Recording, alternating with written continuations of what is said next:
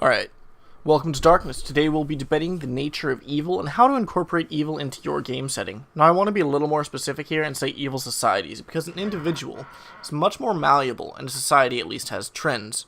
First of all, what is evil? Evil is anything that seeks to or results in the loss of life or freedom. As such, any single idea pushed to the extreme to exclude all other ideas is evil. The only question is where each idea lays on the law and chaotic spectrum. Let's look at some examples, shall we? First, we'll go with chaotic evil. This one's a little odd, and look into my reasoning before you dismiss me. Liberalism, taken to the extreme, is evil.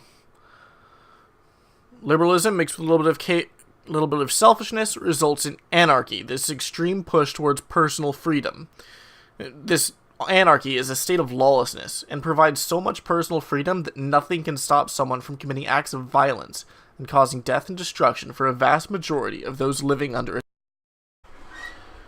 Next, we have neutral evil, which is rather difficult, because as we've stated earlier, evil is an extreme, and one extreme tends to pull other extremes into its mix, if only to hide its insidious nature. As such, the only society I can place here is a purely capitalist society, because while capitalism, when mixed with a little bit of lawful oversight, becomes good, and when mixed with chaos, either collapses or begins to balance itself to become good. But once capitalism becomes a monopoly, it begins to dominate the lives of those living within its society. No other business can afford to employ anyone, because the monopoly can employ and operate at a loss to drive off startup competitors.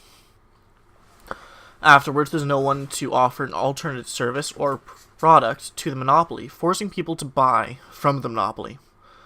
No freedom to the point that if it grows without end, slavery is the logical endgame. Finally, the most destructive and subtle of evils, lawful evil. This comes in many forms, the most obvious being aristocracy.